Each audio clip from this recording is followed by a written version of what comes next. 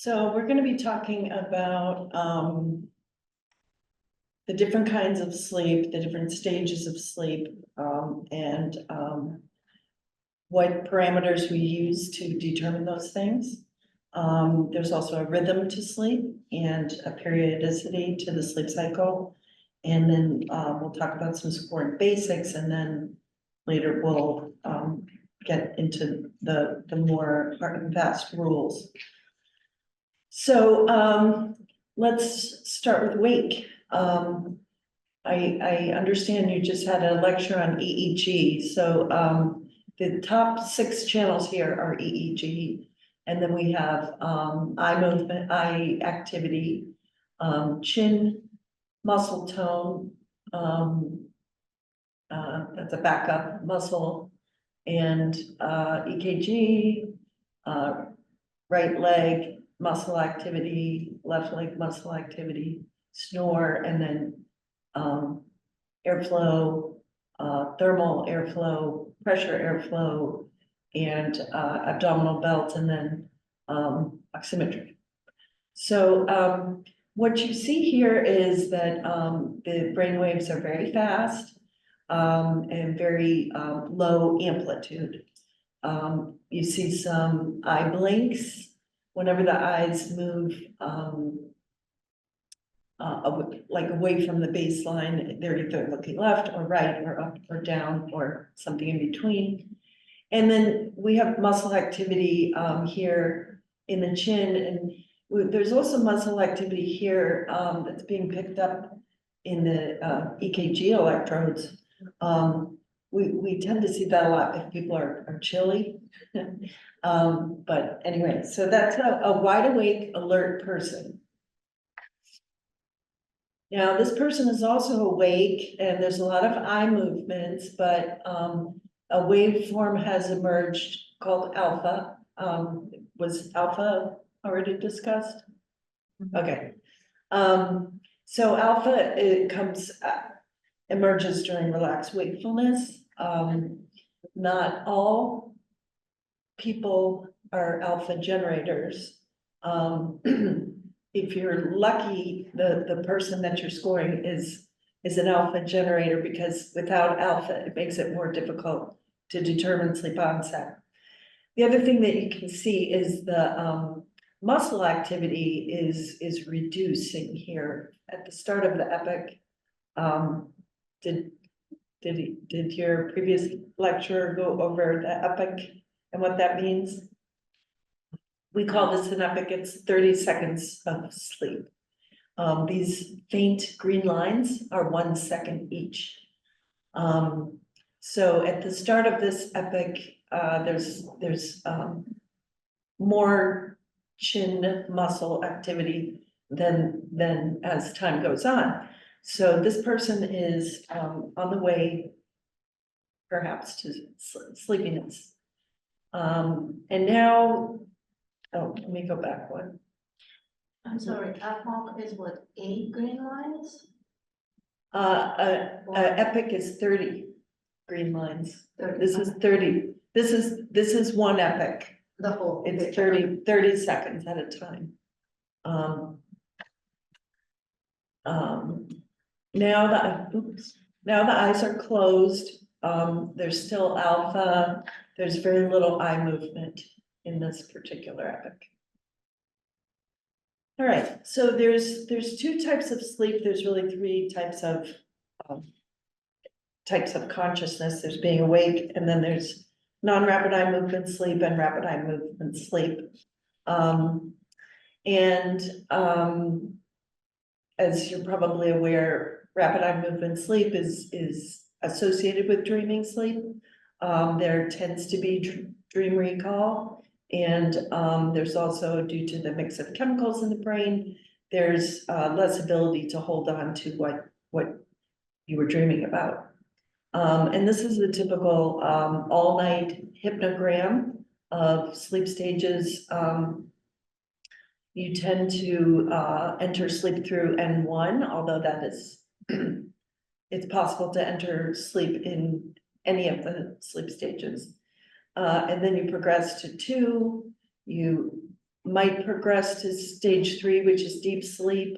You tend to go back up to 2 and then before your first REM cycle. So these orange bars are REM cycles. And then that cycles through the night. So there's 2 types of REM. There's phasic REM, which just means that there's eye movement during the epoch. And then there's tonic REM where there's no rapid eye movements present. And then we have the stage N1, N2, and N3. It's important to understand that stage 2 is the majority of our sleep. It's about 50%. Stage 1 is very light. It's a transition. So if you wake up in the middle of the night, you tend to go back to N1 as you transition back to sleep. And after any type of a disruption to your sleep, like after an apneic event or something, it's very common to go back to stage 1. And then stage N3 is deep sleep, also known as slow wave sleep. So here's some non-REM stage 1. Some of the hallmarks are slow rolling eye movements. It's really helpful to pay attention to the eyes. And the frequency of the brain waves is low voltage mixed frequency. The chin tone, there's no kind of rule about it, but it tends to be a little bit less than wakefulness. There's no rule about it. On to stage 2. There's 2 hallmarks of stage 2. They're morphological patterns in the EEG. One is a spindle and the other is a K complex. And I'll talk more about that in a minute. Here's a good example of stage N3 with these big high voltage and slow EEG waves called delta waves. Here's an example of delta in an older adult. There's not as high a voltage and but there's these wide waves. I don't know, Dr. Ibrahim, have you ever heard that it's because the skull gets thicker as you age, or? Oh, and I think our amplitude decreases because of the it's an aging process, more the brain, like the diminutive effects of the aging brain. Yeah. And then moving on to rapid eye movement sleep. In the next talk, we'll get into the exact definitions of how rapid is a rapid eye movement, but it's very sharp. Even if the voltage is not large, you're looking for sharp eye movements, and whenever the eye channels are moving into the baseline or away from the baseline in conjunction, that is an eye movement. Sometimes you can pick up brain waves in the eye channels, but in that case, they're going up and down together. Eye movements that are true eye movements are always opposing each other. The other thing to know about REM is that there's 3 requirements to be in definite rapid eye movement sleep. One is you have to see the rapid eye movements, not on every epoch, but at least to start. The EEG needs to be low voltage mixed frequency, which includes a lot of theta, and the chin has to be at its lowest level of the night. Here's an example of tonic REM where there's no eye movements present. So there has to be an anchor epoch, to call this one REM, but not every epoch has to have eye movements. So stage N1 occupy in a normal adult, not an elderly adult. Stage N1 should be about 2 to 5% of normal sleep, and it is usually the first stage of sleep achieved. It's considered transitional sleep. Stage 2 is 45% to 55%. If you just remember 50%, that's pretty close. Stage N3 is 15 to 20%. And REM is 20 to 25. So this sleep cycle, it includes all stages of sleep. Now, some people won't achieve every stage of sleep. Some people will not go into stage N3 or REM, especially if they have very fragmented sleep due to a sleep disorder. But the typical order is 1, 2, 3, back to 2, then to REM. And then slow wave sleep tends to predominate in the first third of the night, and REM tends to predominate in this last half of the night. And so during the last half of the night, there tends to be just cycling back and forth between N2 and REM. Very important to remember when REM should be expected. It should be between 90 and 110 minutes from sleep onset, not from when you turn the lights off, but from that first epoch of sleep. It should occur around that window of time. And if it's early or late, that will tell you something.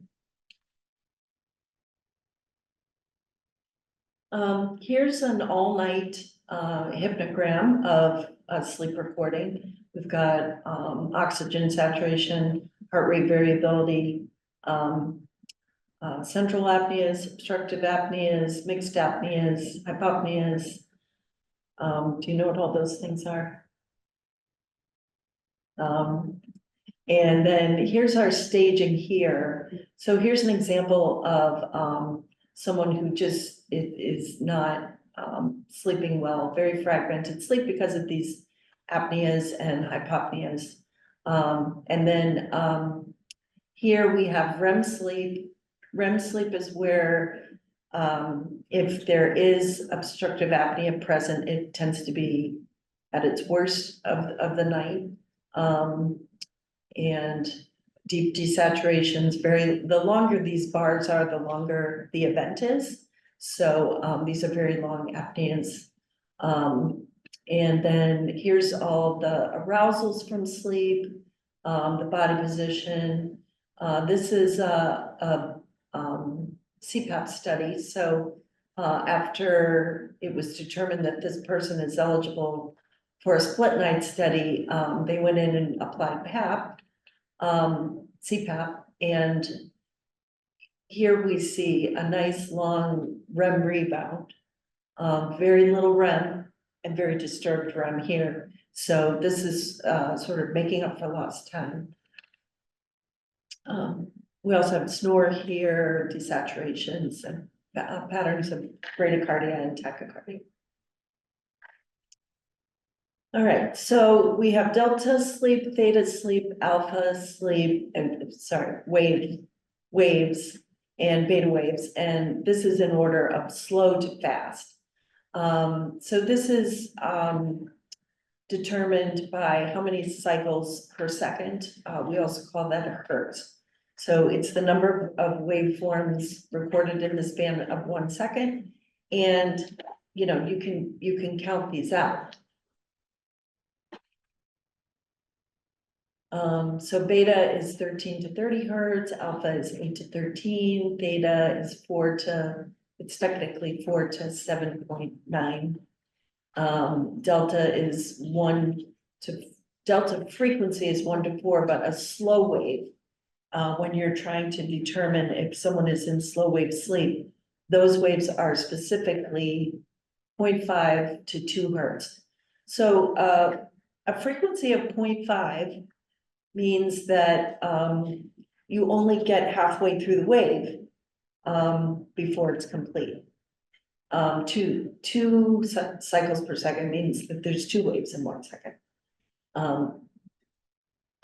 So the minimum there is, a half a second for a delta wave. And then there's other criteria that we, need to pay attention to, and that is amplitude, and, which is how tall the wave is, and it's a measure of voltage. I believe you already taught that negative is up. And then we have these different, shapes and morphologies. And then there's also, you tend to see these different, amplitudes and different morphological shapes, in different parts of the brain best. So this is, beta, and there's no amplitude requirement, but it tends to be very, very short and tight. There's no morphology requirement, it's just that it's fast. And this is when someone is alert and awake, or sometimes drug-induced sleep. And that's an example of what it looks like. The alpha rhythm, has a frequency of 8 to 13 cycles per second. There is no amplitude, requirement, but it tends to be usually higher amplitude than beta. It's quite uniform and comes out when people are awake, relaxed, and eyes closed. This is seen best in the occipital lobe, and it also will come out during sleep. So alpha tends to be associated with relaxed wakefulness, but it tends to come out in certain syndromes, like when people with depression, people with any kind of pain during sleep. And you can have faster waves even riding on a slower wave, including alpha and a spindle. This isn't a great example of alpha, I'll be honest, but you can actually see it best in the eye channel.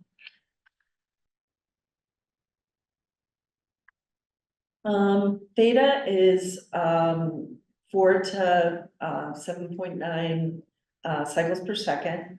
There's no amplitude requirement, but it is by definition low amplitude. The shapes are variable, and it's primarily in stage 1, stage REM, and in between. It's in a lot of stage 2 as well.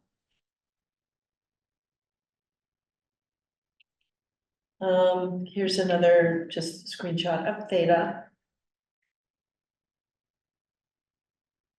And then we have delta, 0.5 to 2 cycles per second.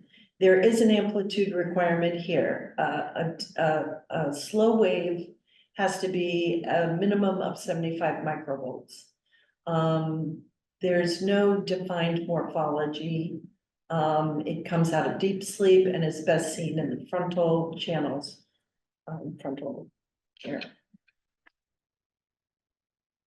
This is like a pretty old graphic of all the different types of waves and patterns that we need to pay attention to in staging sleep. It says here stages 3 and 4. 3 and 4, there is no 4 anymore. Up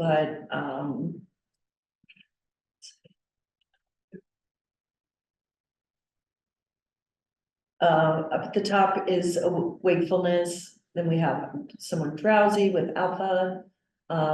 Stage 1 has theta emerging. Stage 2, you have to have at least one of these special morphologies, either a spindle or a K complex to progress from stage 1 to stage 2. And then these are all slow waves here. And then REM sleep looks very much like stage 1 because they're both mostly theta. So those characteristic waveforms include a sleep spindle that's 11 to 16 cycles per second. It's most commonly 12 to 14 cycles per second. And there's a minimum duration of half a second. And they tend to be not much longer than 1 second, or 1.5 seconds. So what you typically do to determine is this a sleep spindle is as you're getting used to scoring, you literally count how many peaks in 1 second or 1.5 second. It has a waxing and waning appearance, and sleep spindles develop at about 3 months of age, and you see them best in the central regions. And when you're scoring, you, like I said, you can go in and count out the peaks. And you can blow it up too, so that you can visualize it better. Here are spindles circled. And then there's K complexes. These are biphasic waveforms. It's negative, followed by positive deflection. And it also has to be 1.5 second in duration. They tend to be high amplitude, but there's no amplitude requirement. These are maximal over frontal regions, and they develop around 6 months of age. So this is these are classic K complexes, negative deflection, followed by positive, and then back to baseline. So high amplitude in relation to the rest of the wave. Yeah, it will pop out above the baseline. It's also very important that it's negative followed by positive. Technically, the start would be in this trough, in this trough, and then it ends when it returns to baseline. There's some more.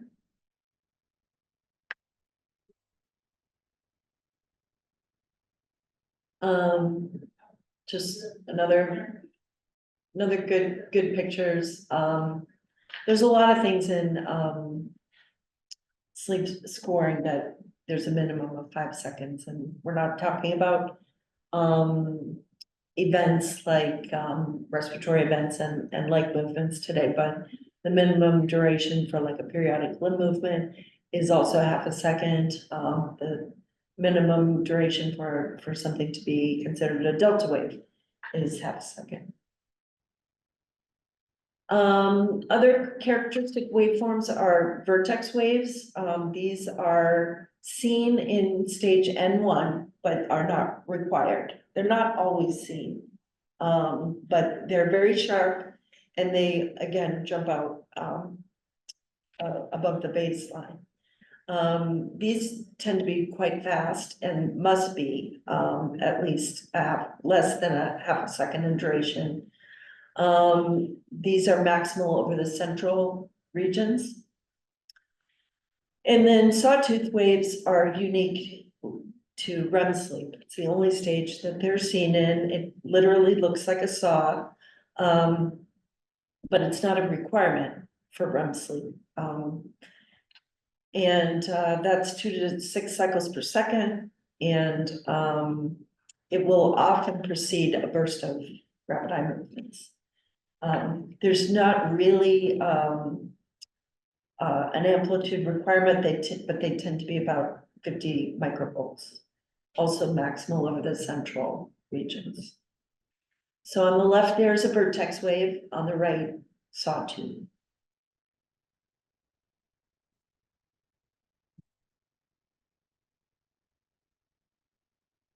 All right, so in order to determine what stage of sleep someone's in, we're going to look at the quality of the stage, the percent of the night, and when it occurs, the background EEG frequency, characteristic waveforms, how the waveforms are distributed, and we also always need to pay attention to the eyes and the chin EMG. So stage N1 is, in a normal sleeper, is going to be less than 5% of total sleep time. It's a transitional between really any stage changes. Background is low amplitude mixed frequency, mostly theta.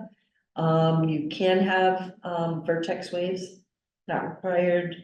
And you must have less than 50% of the epoch is can be alpha. If it's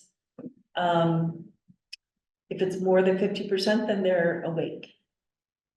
And you visualize alpha best in the occipital channels, and it will remain there the longest as someone is transitioning into sleep. Another hallmark, as I mentioned earlier, is slow rolling eye movements. Stage N2 is the majority of our sleep. It's about 50% of total sleep time. The background is low voltage mixed frequency, including theta, also some delta, and must have one or more characteristic waveforms, K complex, half second, biphasic, best seen over the frontal regions.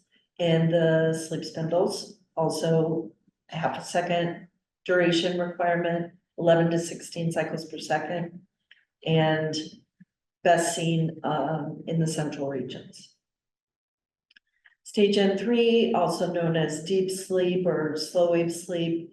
It's very hard to awaken patients from that sleep, or can be.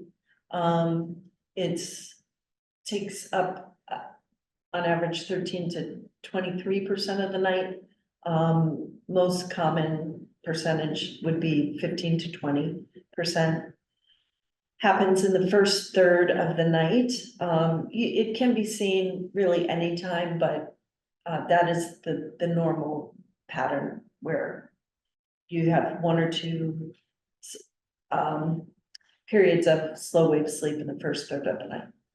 Delta waves must make up greater than 20% of the epoch. So you really kind of have to count it out. We already talked about the cycles per second, and they must be 75 microvolts in amplitude. When we do some scoring practice, there's measurements, voltage guidelines, so you can see immediately if something is at 75. Oh, Okay, and REM sleep, we have that low amplitude mixed frequency, mostly theta, very similar to stage 1. This is normally 20 to 25% of total sleep time. You must have rapid eye movements in the EOG, electrooculogram. The submental, which is the chin,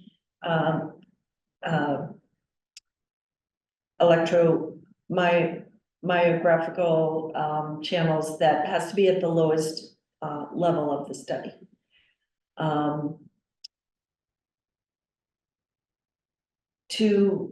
To mark an arousal out of rapid eye movement sleep, you have to have elevation in the chin channel for at least 1 second. That is not true in the non-REM stages. There are tonic and phasic periods. Sometimes alpha is mixed in. And when that happens, it tends to be a little bit slower than when someone is awake. Sawtooth waves can be seen, but are not required. And those are maximal over the central regions. So there are more than 70 distinct sleep disorders. The ICSD is the International Classification of Sleep Disorders. Actually, we're on the 3rd or 4th edition now. So what I just showed you is normal sleep. You won't see very much of it. All right, does anyone need a break? Okay.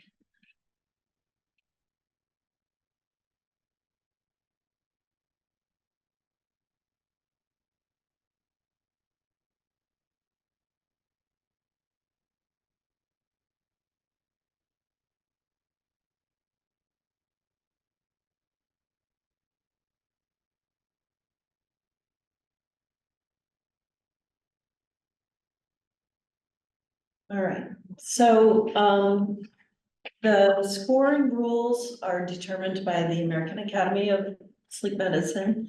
And,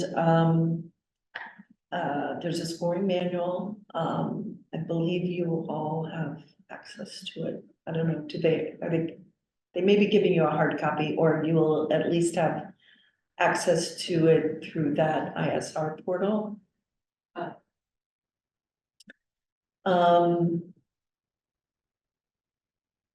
All right, so did the neurologist talk about the derivations? Yep.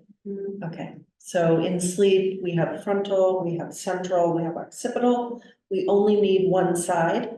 We always put on 2 sides in case something falls off or goes wonky. So I already told you, slow waves and K complexes are maximal over the frontal regions, sawtooth waves and vertex sharps and spindles are maximal over the central region. Alpha rhythm is maximal over the occipital region. This is how did the neurologist go over the electrooculogram or electromyogram? Okay. Reads through that. All right, so Can we talk about it real quick? yeah. Just go over it again. So, we put an electrode next to,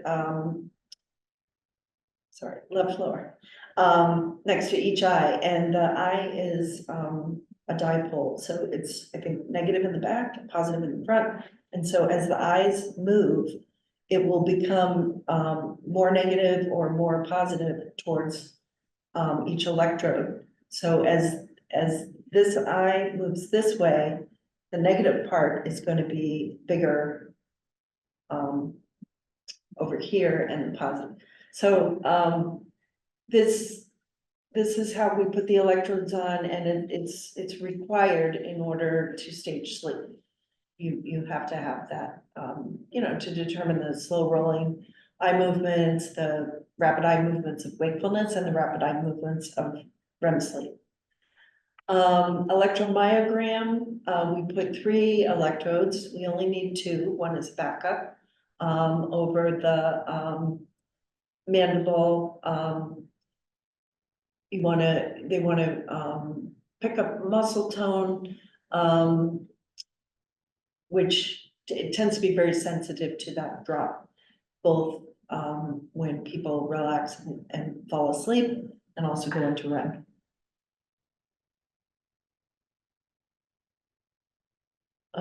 These are the stages. We're using 30-second epochs to stage sleep. And we call the stage whatever predominates in the epoch, and I call this the real estate rule.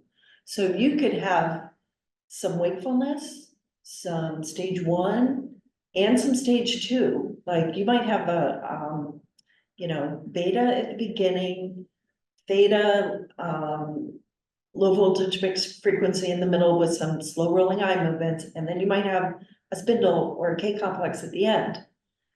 So which is it? It's whatever takes up the most of that 30-second epoch.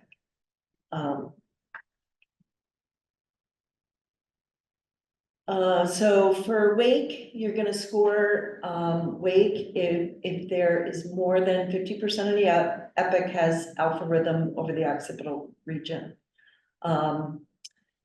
If there is no alpha rhythm, I happen to be one of those people that doesn't produce alpha. Then you have to rely on other information. The eye blinks have to be,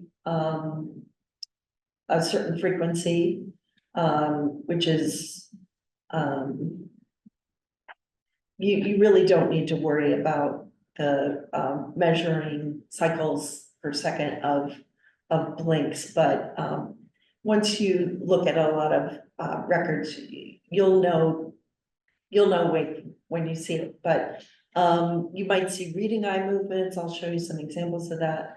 And irregular, rapid eye movements associated with normal or high, chin muscle tone. So, the big difference between the rapid eye movements of wake and REM is that, chin tone. And the EEG. All right, so here's some 0.5 to 2 hertz range blinks. These are reading eye movements. They're not as dramatic because they're not moving very far. And then here's some just wakeful eye movements, blinking. It's probably blinking with high chin tones. That's all very normal to see in wake. Now, this is during calibration. We go through a calibration process before we turn the lights off and officially start the test. So before this little dotted line, the eyes are closed. And so we have relaxed wakefulness with alpha. You see the alpha best at in the occipital channels, O1 and O2. Right here, the tech says over the intercom, open your eyes, and there's blinks. And alpha is gone, and it's replaced by beta. So sleep onset is the start of the first epoch scored as any stage other than wake. So people with narcolepsy can go right from wake into REM. People who are sleep deprived might go very quickly into deep sleep. They might enter sleep through stage 2. So it's typically stage 1, but it doesn't have to be. So here's another shot of alpha giving way to theta, mixed frequency, low voltage. So here we're in wake. We've got alpha. It's giving way to theta. Same here. Wake. This is a mix of beta and alpha, giving way to stage N1 with theta, low voltage mixed frequency. In this one, there's that reduction in chin tone, not required, but it's often seen and it's helpful. Here's another example. Here we have slow rolling eye movements, which are the hallmark of stage 1. However, this person is awake because we see very clear alpha pretty much throughout. At the very start here, this is just artifact from movement. And then this is a continuation of that epoch. Changes to theta, and then we have the hallmark slow rolling eye movements, but without alpha. I mean, you can have alpha, but it has to be less than half.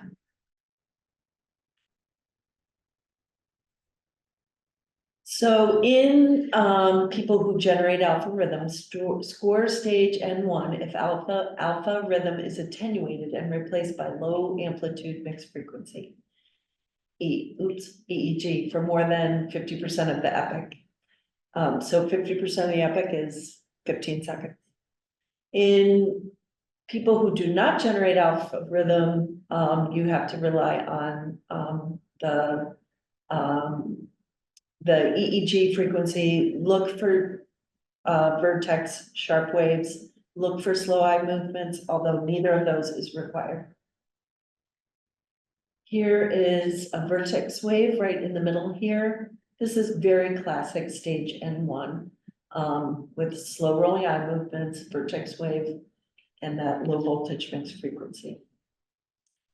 So the vertex wave, aside from being in a different, like, stage of sleep, it also doesn't have as much of a positive deflection That's right. from K-COM. Yeah, Okay, so it's faster and a little different from a K, it's much faster than a K complex. okay. And also it doesn't drop down below baseline. So you're going to start stage 2 if one or both of the following occur during the first half of the epoch or the last half of the previous epoch. Now, this has to do with the real estate rule. So if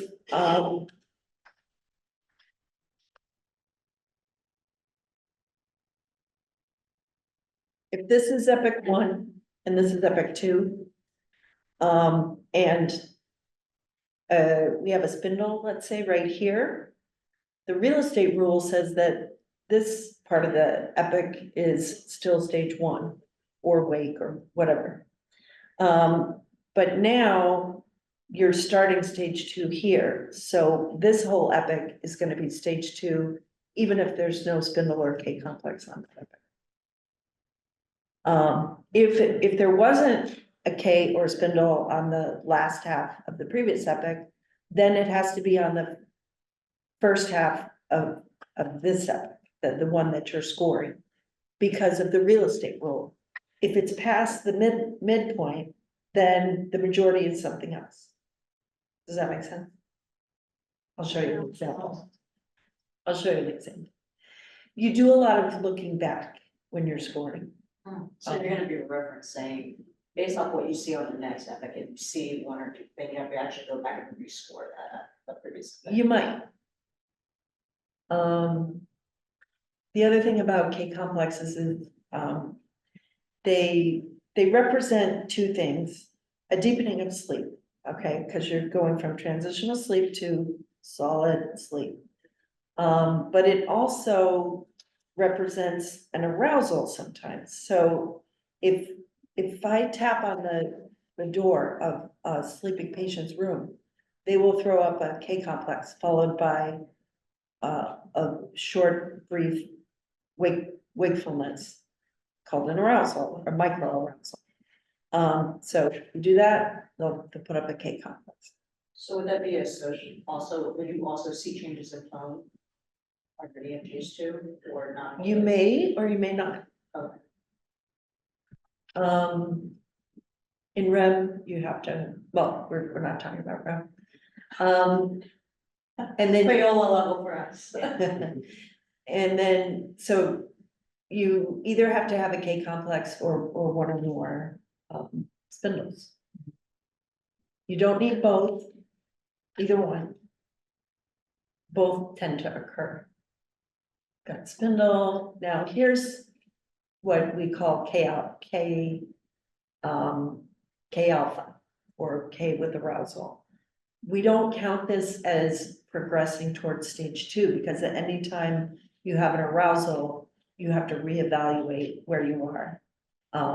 So you're not progressing in this case because the K is excluded because it's followed by an arousal. And the arousal, can you see how there's some alpha?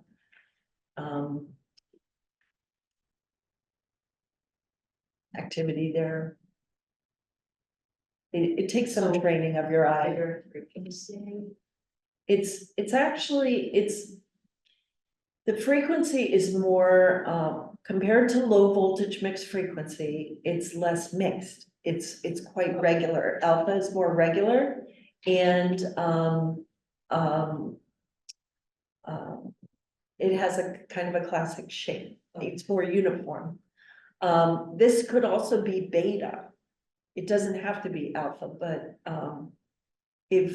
if there's a K complex followed by activity that's faster and more, and or more uniform than what came before, then we're gonna call that an arousal if it's at least 3 seconds.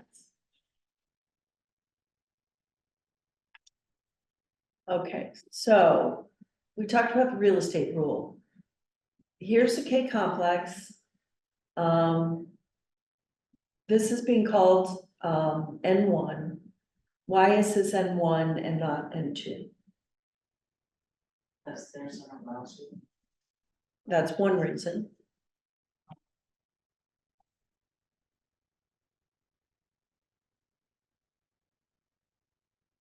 It also has to do with the real estate rule, because even if this K complex wasn't followed by an arousal, it's too far.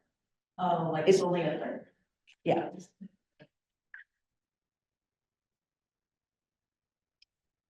All right, so now we're going from stage N1 at the beginning of this epoch to the beginning of N2, because here we have a K complex.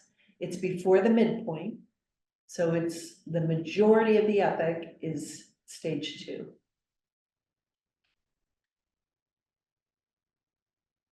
Here we have a spindle and a K complex. They're both in the first half of the epoch, so either one would qualify. Here's another example of a K followed by an arousal. In this case, there is an increase in muscle tone, but it's not required.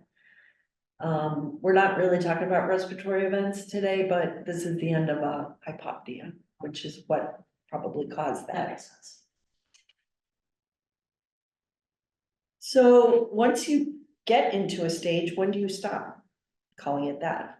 Well, you're gonna keep calling it stage 2 until there's a K complex with an arousal or just an arousal.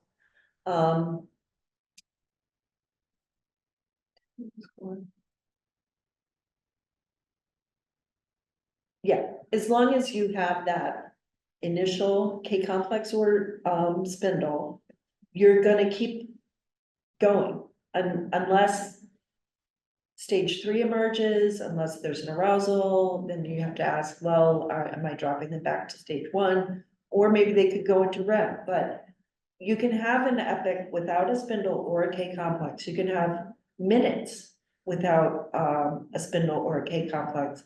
You're gonna stay in stage 2 until something else happens. So if there's a transition to wake or if there's an arousal. After an arousal, you have to think about the real estate rule and you have to look at the EEG frequency, the eye movements, and the chin level to determine where you're at. But you always have to reevaluate after an arousal. Here's another good visualization of an arousal, and then they go back to N1 because we've got slow rolling eye movements, we've got low voltage mixed frequency, and no Ks or spindles. We already went over 1 and 2. Another reason to end stage N2 is after a major body movement. We'll talk about what a major body movement is in a second. But if there's a major body movement followed by slow eye movements and low amplitude mixed frequency EEG, without K complexes or sleep spindles, then you score it as N1. Score the epoch following the body movement as stage 1, score the epoch as stage 2 if there are no slow eye movements. And the epoch containing the body movement is scored using criteria for scoring body movements. So a major body movement is when movement and muscle artifact obscures the EEG such that you can't read it. In that case, you have to first see, can I see any alpha? If any alpha is visible, then you're gonna call it wake. If there's wake in the epoch before and after, then anything in between is wake. Otherwise, you're gonna score it as the sleep stage that's after it. So if you were in one, there's a major body movement. And the next epoch is one, you're gonna call the epoch with major body movement as N1. It kind of blew everyone's minds when they made this rule. It was kind of a recent thing. Okay, and then jumping to 4, you're also gonna end stage 2 if you have 20% or more delta waves, because now you're in stage 3. Or if you transition to stage REM. So here we're in stage 2, and towards the end here, we have this kind of cluster burst of slow waves. And this is 20% of the epoch. I don't think I even have the whole epoch here, but trust me. And then if you transition to stage REM, so here, I should have chin here, the chin channel here, because it's required to determine REM, but assuming that the chin is low, we're in stage 2 because we've got like a spindle here, we've got a K complex here. So if this was an epoch, we would have to call this stage 2 because stage 2 is all the way to here.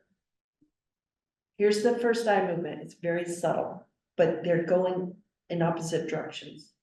So that's an eye movement. This little blip here is picking up the voltage from the brain activity in the front of the head. Because the electrode is close enough that anything high voltage will be picked up, but they're both going in the same direction here. Here, they're very subtly going in opposite directions. So this epoch isn't going to be called REM, but the next one might be. So we score stage N3 when 20% or more of an epoch is slow wave activity. The voltage has to be a minimum of 75 microvolts, and the slow waves need to be the frequency of 0.5 hertz to 2 hertz. And we're looking for that over the frontal regions. There's a lot of slow waves here, and this is a good example of faster frequencies riding over big waves. It looks fast, like, see this wave here, there's a lot, the backbone of the wave is slow, but there's fast activity riding on it. It makes it harder. This one's a little, it will jump out at you when you're in stage 2, all of a sudden, stage 3 will jump out at you. All right, now here is a good example of a major body movement. So we were in stage N3 here. We have a major body movement, and we're in stage 3 here. And so we're actually going to call this epoch stage 3, which we're calling this deep sleep. Because the waveform didn't change. Yeah. Because, let's see, because I can't really say that I can see alpha in here. It's too fast to be alpha. So we can't call it wake because we don't know if it's alpha.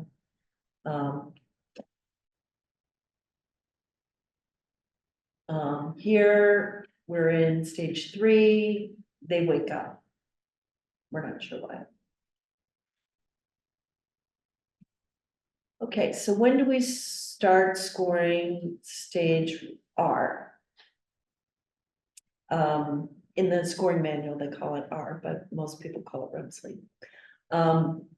We're going to need 3 requirements: a low amplitude mixed frequency EEG, rapid eye movements, and low chin EMG tone. So this, it'll often look like, just like a pencil line.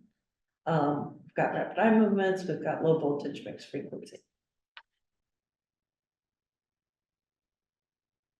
So here we are in stage 2 at the beginning of the epic. We've got a K complex. The chin is low the whole time, doesn't change, but it's as low as it gets during this recording. Here we have the first rapid eye movement. So now we look at the real estate rule again, but I'll throw another rule unofficially. Well, it's an official rule, but once you find your anchor activity, like a spindle, a K complex, or a rapid eye movement, then you go back. We're gonna go back to this K complex at the beginning, and because it's so far at the beginning, we're gonna call this REM, because when you have that anchor activity, you go all the way back to whatever would disqualify REM. Does that make sense? Yeah. Because you can be in REM sleep without eye movements, that's why you go back as far as you can. Is that little, sorry, can you go back a minute?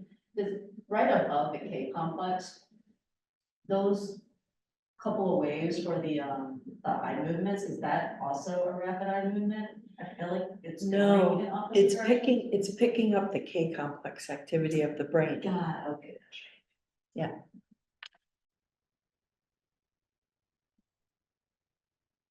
So you're gonna keep scoring REM, even in the absence of eye movements.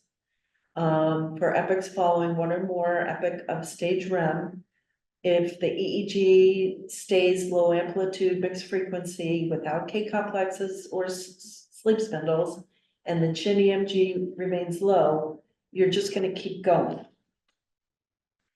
even in the absence of eye movements. So when do you stop?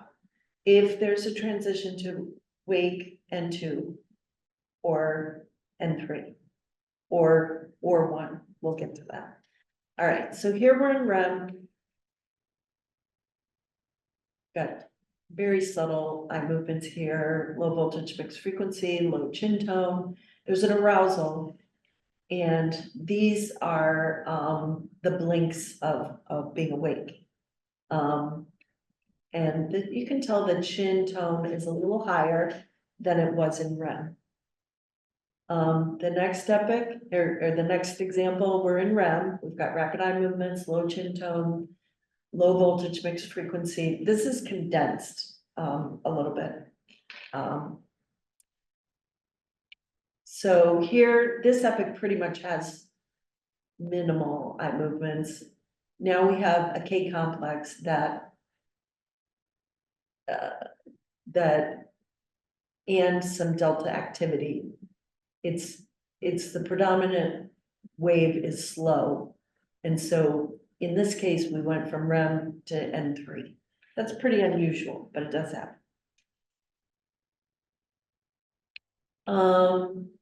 You're also going to end stage REM if there's an increase in EMG tone above the level seen in REM. And if the criteria for stage N1 are met. So after an arousal, you'll tend to, a lot of people will go into stage N1, but not always. They might go right back into REM. So here we have rapid eye movements, the chin activity comes up, we have a slow rolling eye movement. So now we've met the criteria for stage N1, and because of the real estate rule, it's the majority. Now down to 3. Oh, if no slow eye movements and the chin EMG tone remains low, continue to score a stage R, even in the absence of rapid eye movements.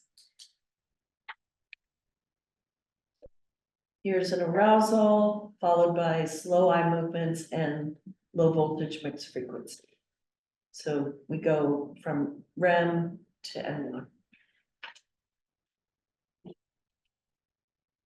After a major body movement followed by slow eye movements and low amplitude mixed frequency EEG without K complexes or sleep spindles, score the epic following the major body movement as stage N1.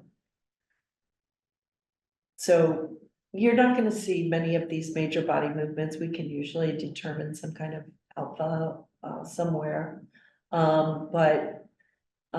If there is no slow eye movements and the EMG remains low, continue to score at stage R. The epic with the body movements is going to depend on what the next sleep stage is. Okay, so here's a major body movement. We can't, that's,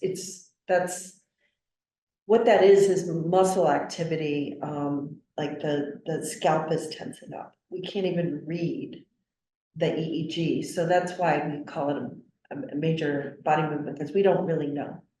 We can't read through that.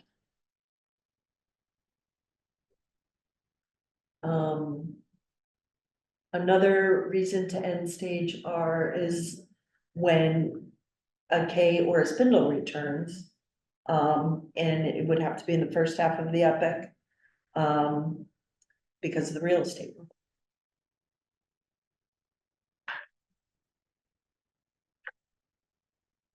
All right, so we have rapid eye movements here, and here's a spindle. The chin doesn't really change, but that doesn't matter. Because of the real estate rule, we're now in stage 2.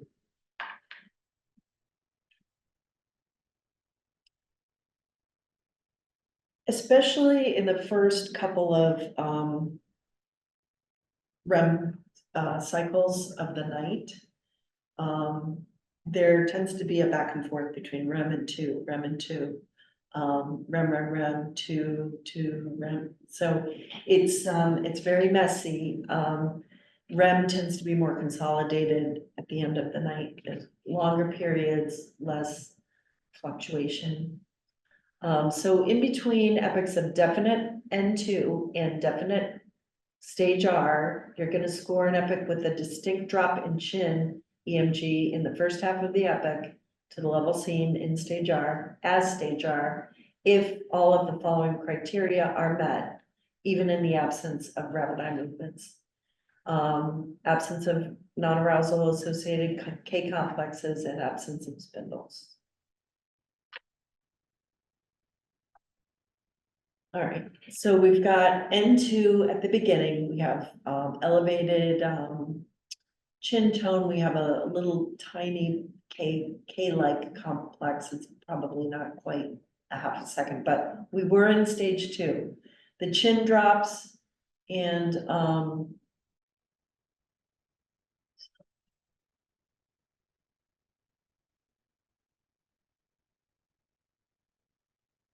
the chin drops. There are no rapid eye movements, but eventually on the third panel here, we get an eye movement. And so when I said you have to backtrack from your anchor activity, so we go back, there's no Ks, there's no spindles, the chin stays low, we go all the way back to here. And so this is where REM starts.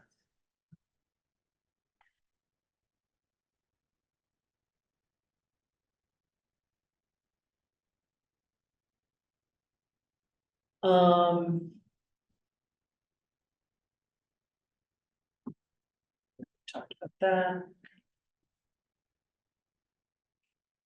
Here's another example. We're in N2. On the first panel, there it kind of starts at about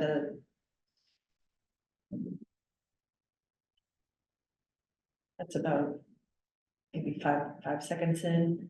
There's a K complex, there's another one at the end. About a third into the second panel, the chin drops, but we've got two more K complexes. And then at the very beginning of the third panel, we have our first rapid eye movement. In this case, we can go all the way back to here. But because of the real estate rule, this is two. So two, and then rep.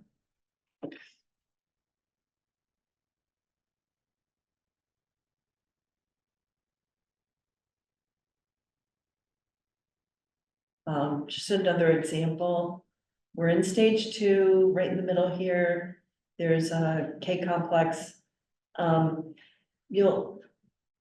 There's something happening in the frontal leads, F4 and F3. It's very dark and it's got that frequency of the chin channel. That's muscle tension underneath the electrode. But you can have to kind of read through that. So there is a K complex. That's not an arousal after it because it's all through. Does that make sense? You know, like if you put your fingers on your scalp and then you like just clench your jaw or something, you can feel it in your scalp. That's what's happening. Okay, so is that usually with like bruxism? It could be, you will see a lot more muscle activity with bruxism, and you'll see it in every channel. It tends to be in bursts of like 1 second. You tend to see it in people who are anxious. It will subside. Okay, so then we've got a K complex, we've got the chin drops right here, but we have a spindle. So this is definitely stage 2. We don't know what this is yet because we have to look for our first eye movement. So here's our first eye movement, I guess this little one. Then we go back. And so now we know that this is REM sleep.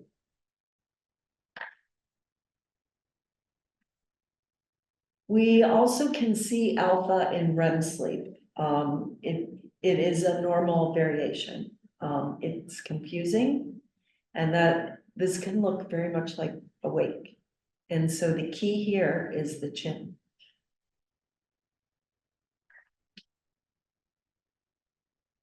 All right, the following phenomena are strongly supportive of the presence of stage R sleep and may be helpful, but they're not required.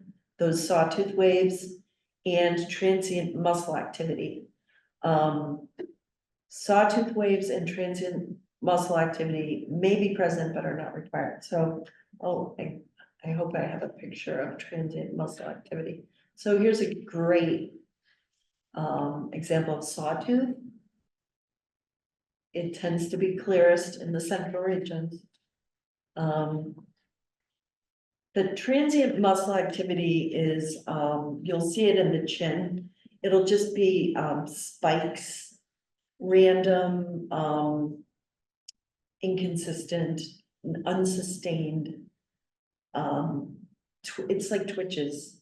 It's really facial twitches. You don't see that in any other stage. At times, especially in the first REM sleep period of the night, K complexes or sleep spindles may be interspersed among epochs of what otherwise appears to be stage REM.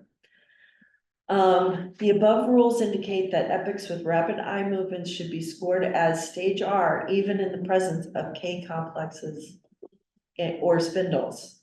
However, if rapid eye movements are absent, subsequent epochs with K complexes or spindles should be scored as stage N2, even if the chin muscle remains low.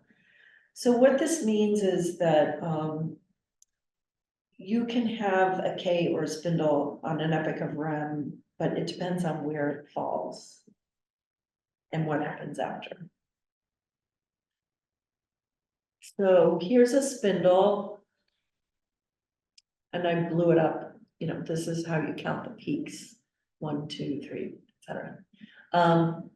And here's a rapid eye movement. This R represents the halfway mark. So this is on the first half, and so this is predominantly REM. I already went over that. Here's another example. This actually does look to be like bruxing or chewing. It could be chewing.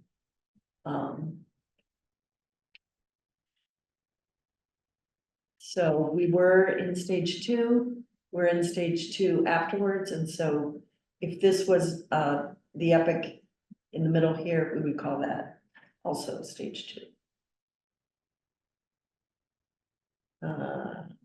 We did that one already. Okay, the arousal rule. Score arousal during sleep stages N1, N2, N3, or R if there's an abrupt shift of EEG frequency, including alpha, theta, and or frequencies greater than 16 hertz, but not spindles. You really need to kind of memorize this sentence. It has to be abrupt and it has to be faster. That's the main takeaways. It also has to be a minimum of 3 seconds, and you have to have at least 10 seconds before it to call it an arousal. Scoring an arousal during rapid eye movement sleep requires a concurrent increase in chin EMG lasting at least 1 second. So the chin does not have to be elevated at all to call something an arousal in non-REM. In REM, you have to have at least one little burst that lasts a second or more.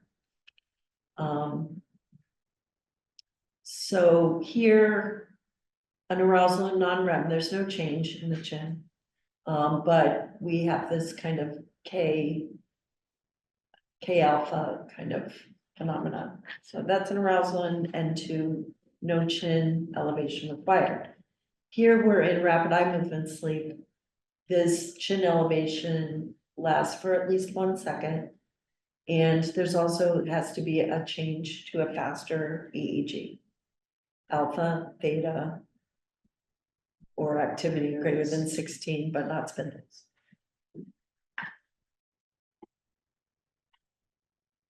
All right. N3 requires greater than 15% of the epic to be delta waves. Is that true or false?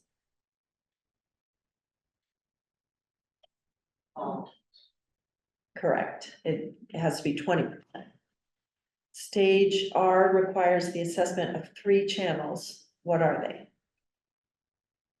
Left ocular, right ocular, and the champagne thing. Let me rephrase it.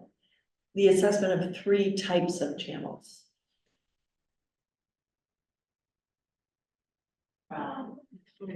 Chin channel and violet channel. Yep. EEG, EMG, electromyography, and EOG, electrooculography. An arousal in non-REM requires elevated EMG for at least 1 second. True or false?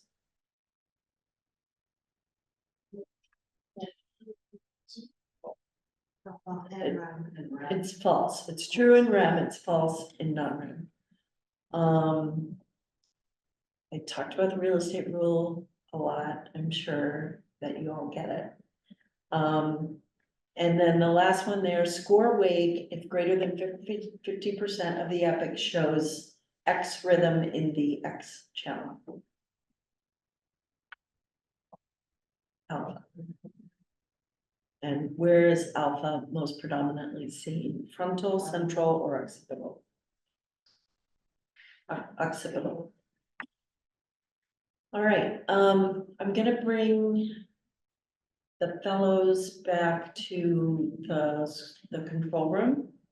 You guys are just done, or you can sit in if you want. but, what we're gonna do now is have you take your baseline test in the ISR, it's quick. It's just to see where you are. But when you're good later, you can go, wow, look how much I improved. Exactly. Well, if you start with zero, over the mountains. You improved from zero. Yeah, well. After that, we're gonna actually open up some records and you're just gonna practice. Right. And just for the record, this is